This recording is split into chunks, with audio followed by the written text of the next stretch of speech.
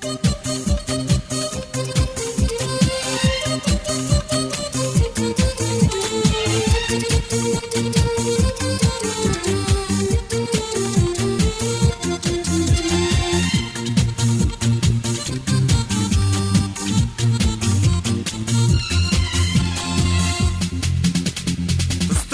ya bir şey haberi kamtımın Detti kamda tutuşukni itipsiptimin Birsin ya birsin cülükide düştü Şunun bilen barmestimden ayrılıptimin Birsin ya birsin cülükide düştü Şunun bilen barmestimden ayrılıptimin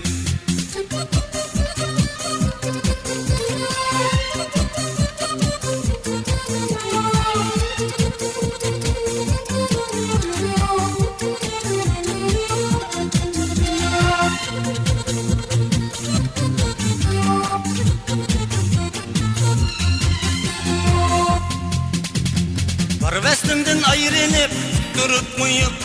Kapılıkta ciddime gittim baktimin Topulangda laylada iğinap yedip Ettigenden düşkece uhlap baktimin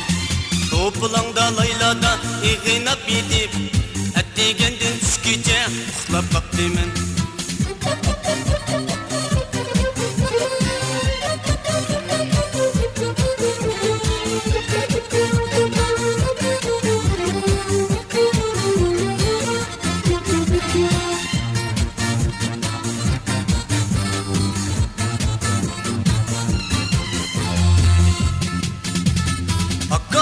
Karindaş, hey hey yurttaşlar